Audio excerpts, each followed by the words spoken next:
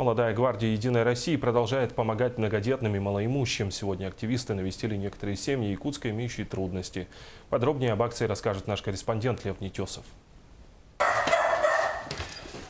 Здравствуйте.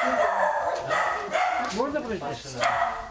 В эту семью активисты молодой гвардии приезжают второй раз. Наталья Паршина, мать 6 детей, обратилась за помощью к молодогвардейцам еще в январе. С тех пор молодые активисты и многодетная семья Паршиных подружились.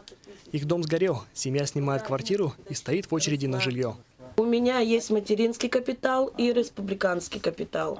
Только, там 520 что ли тысяч. Я 20 тысяч уже в этом году снимала. Я не знаю, хватит ли этих денег, чтобы что-то построить. Да. Активисты помогли Наталье с продуктами, а также обещали помочь решить ее проблем с жильем. А другой многодетной семье Кузнецовых молодогвардейцы обещали помочь с углем для растопки печи. Но был еще другой повод навестить эту семью. Их сыну Глебу сегодня исполнилось 11 лет. И гости пришли не с пустыми руками.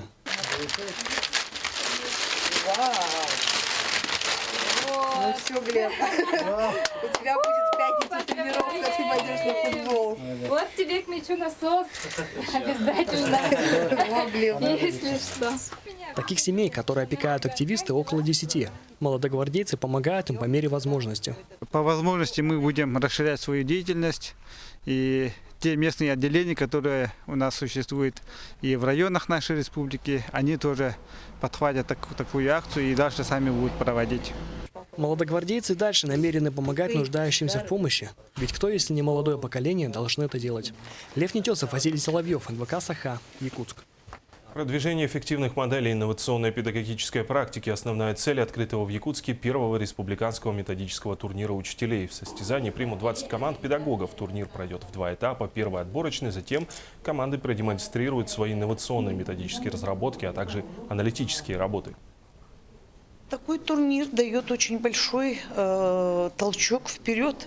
Хочется нам что-то интересное придумывать, у себя проводить в школах, на местах. Ну и в конце концов передавать эти знания, полученные нашим детям. Это самое главное.